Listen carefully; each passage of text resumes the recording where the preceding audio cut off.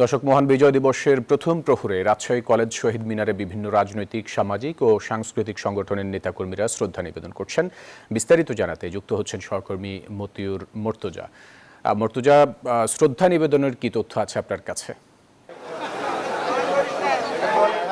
ফয়সাল মাহমুদ, বিজয় দিবসের প্রথম প্রহরে রাজশাহী কলেজ শহীদ মিনারে মানুষের ঢল নেমেছে। তারা শহীদদের স্মরণে তাদের প্রতি শ্রদ্ধা জানাতে এসেছেন। আমরা দেখেছি যে 12টা 1 মিনিট থেকে ফুলেল শ্রদ্ধা নিবেদন শুরু হয়েছে। প্রথমে রাজশাহী মহানগর বিএনপি এবং রাজশাহী সদর আসনে বিএনপি মনোনীত প্রার্থী মিজানুর রহমান মিনুর নেতৃত্বে বিপুল সংখ্যক নেতাকর্মী ফুলেল শ্রদ্ধা নিবেদন করেন। এরপর বিভিন্ন সামাজিক, সাংস্কৃতিক সংগঠনের নেতাকর্মীরা ফুলেল শ্রদ্ধা এখনো দিচ্ছেন। রাজশাহী জেলা বিএনপি, জেলা যুবদল, তাঁতি দল, মহানগর বিএনপি, মহানগর যুবদল সহ বিভিন্ন সামাজিক, সাংস্কৃতিক সংগঠনের নেতাকর্মীরা শহীদ মিনারে এসেছেন। তারা শহীদদের স্মরণে ফুলেল শ্রদ্ধা নিবেদন করছেন এবং তারা বলছেন যে শহীদদের স্মরণ করে সব মশার বিরুদ্ধে সুরক্ষা দিতে এলো বসুন্ধরা এক্সট্রিম অ্যারোসল। মশার বিরুদ্ধে এক্সট্রিম সুরক্ষা।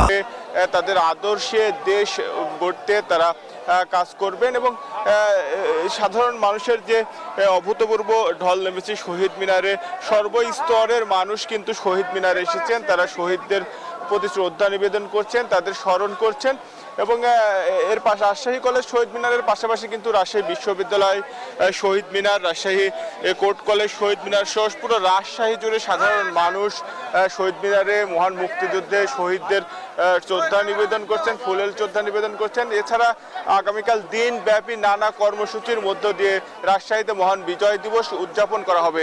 এই ছিল রাজশাহী কলেজ শহীদ মিনার থেকে সর্বশেষ। ফয়সাল। মর্তুজা, আপনাকে ধন্যবাদ আমাদের সাথে যুক্ত